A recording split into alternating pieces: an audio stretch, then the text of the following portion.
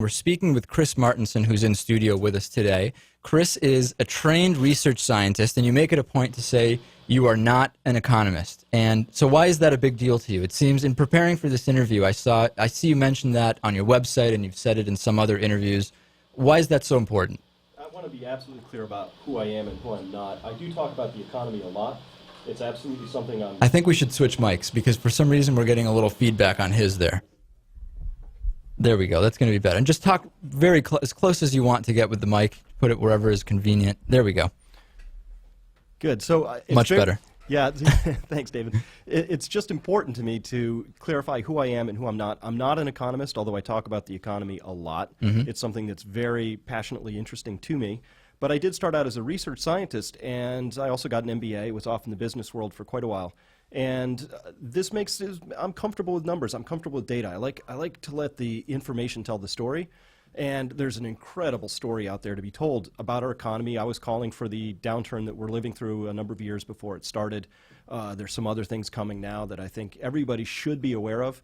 But I want to absolutely not misrepresent myself and say I'm an economist. And actually, I think that's a good thing to be these days, because let's face it, almost all of them missed this story. Well, I don't know if it is, because some people tell me that I'm an economist. They have an MBA and an undergraduate degree in economics. And some people say that makes me ostensibly some kind of an economist. And I had absolutely no idea, no foresight about what was going to happen specifically, beyond the fact that I knew it was really easy to get a mortgage. I saw that there was a lot of leverage and bizarre derivative instruments kind of floating around and being increasingly used as high profit centers for a lot of the financial companies. So I don't even know that there is a strong advantage to being a so-called economist, at least not one at my level, so to speak. I think someone with kind of the more technical numbers training you have may even be more useful.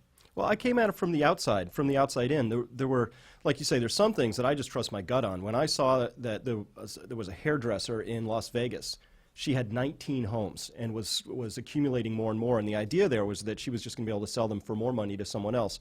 That's like the classic shoeshine boy giving tips to J.P. Morgan in 1929 moment. There were a number of moments that were stacking up for me that said, doesn't smell right, doesn't look right. And then I would go in with that hypothesis, dig around for the data. And the more I dug, the stinkier it got. Honestly, once you put it all in one spot, it's pretty clear that we were going way off the bubble edge. So you are a former Fortune 300 VP. Can you say what company that's with? Which of these top 300 companies? It was called Science Applications International Corp. Still is. It was private at the time I was there, and it's now a public company. And what do they do? They do mostly defense contracting and other government contracting. That's 2/3 of the business. 1/3 is commercial. I was on the commercial side.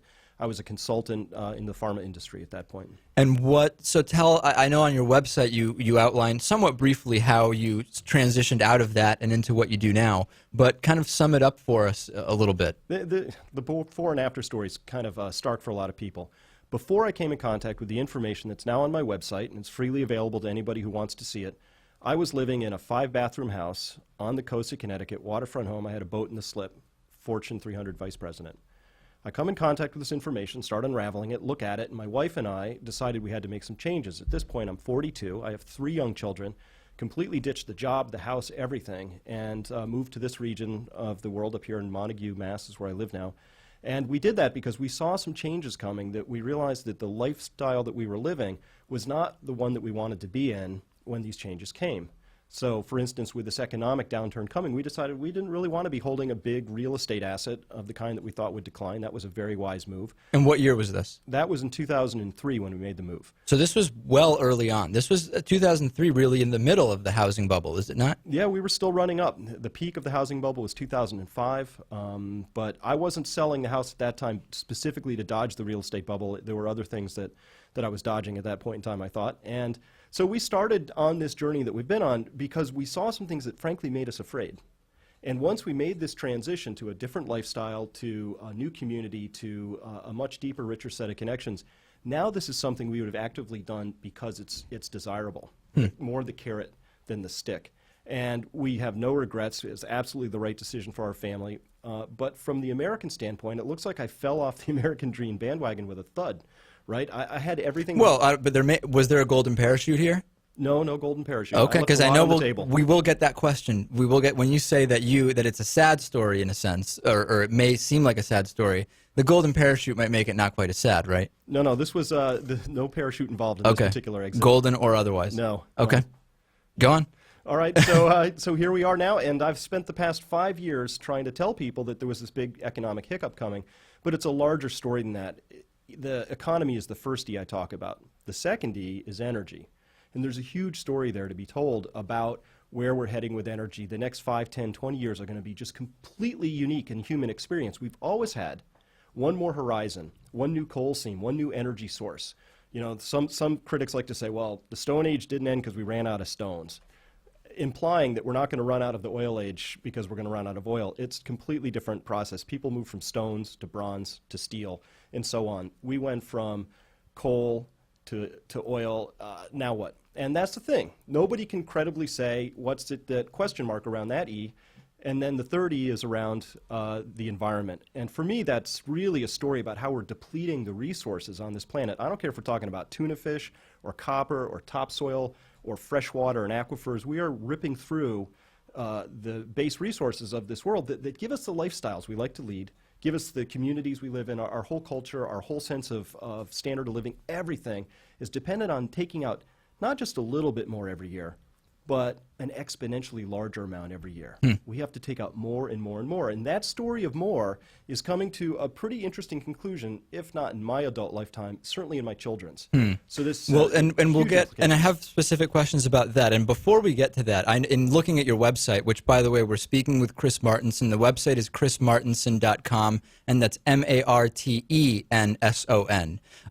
I get advertisements all the time for crash courses, ebooks, learning seminars, so on and so forth. I mean, it is constant. And some of the ones I get in the mail are an incredible amount of paper. Just using the paper I get from people wanting me to follow their stock picks or learn about how they see the economy going in the next couple of years, I could write scripts for 2 years for this show, literally.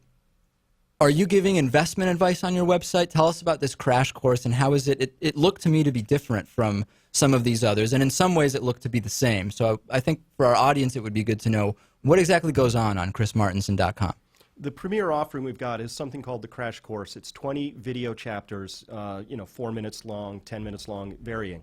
And I put that out there with absolutely no business model and with no expectation. This was my mission-driven work. I had this information. It was so important. It caused me to change my life and my family's.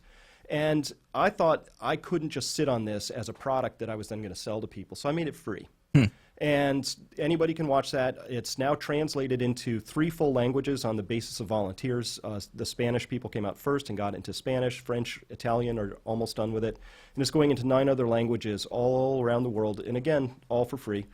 And I do offer a newsletter for subscribers, but that's not investment advice. It's really my big picture looking where I'm gathering data and information. I call myself an information scout. It's what I do. So I read things and I pull it all together. I might write about oil, or I might write about where agriculture is going, whatever sort of hot at that moment for me. In one interview I read with you, you said there's no safe place to hide financial assets during a downturn, and that the system is in and of itself kind of rigged against small investors, which I think almost everybody is a small investor if we look at just 100% of the investors that are around. Does it make sense to just let your money sit under the mattress? I mean, in what ways do you say move into the non-financial types of assets? What does that mean? I think to some people it would be a little confusing. David, this is a huge subject, but my primary thesis on all this is that we had this huge run-up in stocks. It started in 1982, ran up through around 2000. In fact, we just closed the books on this decade, and stocks returned a negative return for the whole decade. But still, after 10 years, that's not long enough. Some people are still fixated on stocks. The way I look at it, we had a huge stock bubble through the 90s. It burst, and the Federal Reserve did everything it could, and it pushed, and it created another bubble, this time in housing. That expanded and burst with even larger economic problems for people. My belief is that everybody's going to then get squeezed into the third bubble, this next one which is going to follow, and this is going to be in bonds. And if this is true, then Treasury bonds would be my #1 candidate for something that's in an enormous bubble right now. And even though they're earning almost nothing, right? well, that's why they're in a bubble, because when bonds yield almost nothing, it means their price is very Right, high. inversely, yeah. They're inversely related. So the price on treasuries, given the fact the United States ran a $1.8 trillion deficit this year, it's an amazing, I mean, this is banana republic territory kind of stuff, and still treasuries are yielding a very low amount, only because the Federal Reserve has been stepping in and buying and supporting that market with some help from other foreign central banks. So I believe that that's when everybody knows something, that's when I get uncomfortable. And everybody knows that treasuries are the safest place to park your money. I think that's just another bubble that's waiting to be revealed as an illusion. And so the primary purpose of a bear market is to take everybody's wealth away. And it's not just a bear market in stocks. This is a bear market across our society at this point in time. So equities burst, pop. Housing, pop. I think there's a third one waiting out there, whether it happens this year or 3 or 5 years out. It's really something that people, if they can see it coming, can position themselves to avoid it. I've helped a lot of people avoid pain. Give us a few examples of these I think I have it here. You say that out of the financial system altogether is where people should be moving some of their assets. How does one do that? What's an example of that? Well, right now, if you're in the financial system, people say, well, I'm diversified. My stockbroker's got me. I'm well diversified. Real estate, stocks, bonds. Right. Right. But you're not if you're 100% exposed to the dollar. It means that you still have one primary diversification you haven't undertaken, which is if the dollar really tanks in some meaningful way, all of your other holdings will tank. And the purpose is not to gain wealth. It's to just preserve purchasing power during a primary bear market. That's where I think we are, and that's everything tells me we're still there, recovery, green shoots notwithstanding. So what I like to do is take some of my money and have it out of the paper dollar market. I moved a lot of my wealth and people who listen to me into gold and silver back in 2003, and now I'm keenly looking at primary production of wealth. I think we're going back to the old story. If you took a picture of this town in 1880, you would see where the wealth was. It was located in the most fertile valley bottoms. It was located near the stream that had the water flowing that you could utilize. It was where the best timber was growing. Those were the people who had the real wealth, were sitting on those primary assets. So farming is where we want to go. Absolutely. I think farming is where we're going to go. Everybody should be working the land is what you're suggesting. And improving the land, not just working it. There's farming where you strip mine the soil, and there's farming where you improve the soil. It's that latter one that I really think is where the future is. Let's assume that not everybody is going to take that advice. We're still going to have people working in the medical field, insurance, retail, so on and so forth. Are gold and silver really the answer? I mean, in radio right now, there's a huge trend of these gold advertisers. There's Roslyn Capital, Gold Line, so on and so forth. There's a whole bunch of these. If you turn on commercial radio, you hear advertisements for gold. I even went to a talk radio seminar, and the gold people are at the talk radio seminar presenting on gold is at the highest value in I don't know how many years. To me, that sounds like it's still the financial market, though, is it not? I mean, it's a commodity that has a price that fluctuates similar to a stock. Absolutely. No, you're absolutely right. In fact, the number of people who are now piling into it makes me nervous. I am, by definition, a contrarian investor. I loved it when everybody hated it. I'm a little bit nervous about it now. Because more people are into gold. Yes. When everybody piles into something, it's not the place you want to be at the end of the day. But even still, one thing about the reason I like gold is that it's still the only other thing besides paper currency that I can find that sits in the vaults of central banks.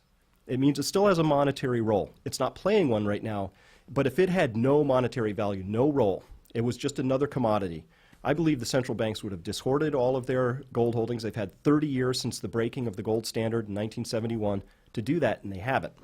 So I like to trust what people do more than what they say, and the central banks have been talking about gold as a barbarous relic, and they hate it and has no role, but they still got it. So that's where I take my cue on gold. Let me remind our audience, if they're just tuning in, we're speaking with Chris Martenson from chrismartenson.com, and that's Martenson.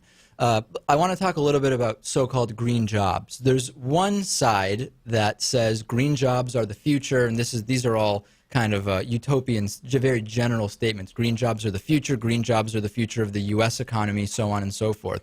There's another side which criticizes green jobs and says they are a possible driver of short-term economic growth and recovery, but a lot of these jobs are temporary.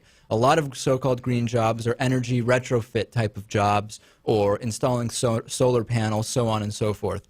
Where do you come down on that? I am absolutely on the side of green jobs and that we need them, but I'm going to have to put a little twist on this. The thing that I care about most, if I could create that utopian world, we would no longer ask the question, how much money does it cost to put this project in, or how much money are we going to get back from this project? we'd be asking the most important question, which is what is the energy return on the energy we're going to invest in this project? And by that basis, I think the world snaps into clear focus for me. So the investing world is not confusing to me at all when I look at it through this lens which says net free energy is the thing we care about most. That's what's left over after you put some energy in and you get some energy out. On that basis, corn-based ethanol is a dog. It is a complete disaster of a program. Insulating houses is a complete winner. And this is when, on small scale, we're talking about the amount of energy saved by adding additional insulation is more than the energy required to make and install the insulation? Correct. Is that the kind of comparison that you make? Absolutely. And so we would start evaluating all of our options and priorities in this country based on net free energy. So we would understand, gee, do we want to put in a maglev train or would we rather upgrade the barge system? Should we be putting more money into this kind of transportation? Hey, should we get carbon fiber cars with electric motors? We don't know because actually we don't know what the net free energy return is. We've never had a serious national commission to study this. I think we ought to have some sort of agency, well-funded, that can answer these specific questions. That it's one of the most important things we're going to look at. What should we be pursuing as a nation? Because we've got to shepherd the remaining energy we've got, but it also makes great business sense. And it makes good, it's absolutely the right business decision, but we don't look at it that way. We look at it through this other lens, which is, where's the money in all of this? And the problem with that is that so much of that landscape is distorted by subsidies that create odd pricing. And so I'm saying ultimately that the dollar and the value we see is not giving us the right story. And we need to sort of break that down. And when we do that, I think that's where green jobs just absolutely snap into clear focus, and a lot of them make incredibly good sense. So maybe not all of them, in but short, a lot of them. you're not too concerned about green jobs as a whole being highly temporary jobs that may make the economy seem better on paper in the short term, but won't really add long term to the productivity. You're not. That's not a concern for you. No, quite the opposite. I think that green jobs are going to be with us for a very long time, and we're going to have to be even smarter and more clever. And we're going to need bright, young, shiny kids getting minted out of college who really understand. It's very highly complicated and technical to do these things right. And I'm a huge supporter of it. In the last couple minutes we have, Michael Clare was here a few months ago. He's the defense correspondent for The Nation, and he's written the book Blood and Oil, which was turned into a movie, and a very interesting guy to talk to. And when we were talking about alternative energy and specific alternative energies and renewable sources of energy, he was very, very big on right away if we start, I don't know, using half electric cars or something like that, right away we're going to see the benefit. And my question to him as kind of an umbrella question was, if we go to electric cars, they need to be charged, and where's the electricity coming from? It may very well be coming from coal or non-renewable resources. And he said, I don't care about that because those will run out, and we'll have no choice but to eventually go all the way up the chain to renewable. But I hear you saying that you think there will be a change before they actually run out, that we didn't stop using stones because we ran out of stones. There were new technologies. How can we, what would be your reaction to that? Is it that likely that we'll be off oil before we're out of it because there will be new technology? Or is it more likely that there just won't be any oil left and we'll have no choice? Well, the thing is, we're not going to ever just run out of oil. We're going to run out of it slowly. You know, so we're going to have 3% less per year, probably starting in a couple of years. And we'll have to manage that downslope. And my hope is that we don't go to war over it and we find more clever ways. If we find the clever ways, and if we're smart about it, we absolutely can start making the transition over to renewables. The mistake would be in thinking that we can seamlessly just go over to renewables and there's all the energy we need sitting there. It's not that easy. We're going to have to reconfigure and refashion a lot of things. Where we live, where we work, where products come from, how close we live to food, all of that stuff is going to be part of that transition. So I'm a huge fan of it, but we have to get serious about it. And I was just talking with somebody who's spearheading a project to give us a smart grid in this country that's going to really upgrade our electrical lines and give us these special utility meters that will allow us to really partition the energy we've got much more creative. They're getting nowhere on it. It's really hard. It's going to take $40 billion. Senators can't agree. And by the way, $40 billion is about a tenth of what the Treasury just signed off on an unlimited cap to Fannie and Freddie. And when you say smart grid, you mean an electrical grid that will actually distribute electricity kind of on a dynamic level as needed and as produced, as opposed to what? What is there now? What's a dumb grid, so to speak? A dumb grid just basically says, you know, we think we need 30 gigawatts in this quadrant roughly between these hours, and so we flip on, you know, these giant plants and we pump all that electricity in there, whether it's actually needed or not. A dynamic system looks at all the individual loads and is finding out what's needed at different point sources, sending all that information back in real time. In real time. And it's also giving feedback to the consumer saying, hey, you could turn your AC on right now, but this is the most expensive electricity you can buy, maybe if you waited a little while. So it provides both a push and a pull that's helping to distribute the load, so we don't need to build that next new plant. We can possibly get away with the ones we've got, or maybe even decommission a few at this point. Politically, where do you come down? Were you an Obama or McCain guy? You know, at my site, I don't take any partisan stance whatsoever because I think my message has to reach everybody, and I'd hate to slam any doors by saying where I fall on the political spectrum. I also don't release my religious views, all kinds of things, and it's because this story is too important. But you to do become vote. boxed. You did vote for someone. Absolutely. And are you happy with how Barack Obama is handling some of these issues of energy and the economy? I'm happy on some. I'm very displeased on others. On the economy, I'm going to have to give him a D-. I couldn't detect any daylight between administrations. It really looked to me like the people who are calling the shots on this whole bailout, the stimulus, really, because there was no change between administrations, I got a very discomforting view about who's really calling the shots down there, and I don't think it was the administrations at this point. We've been speaking with Chris Martenson. The website, chrismartenson.com, is Martenson. Thank you so much for coming in today. David, my pleasure.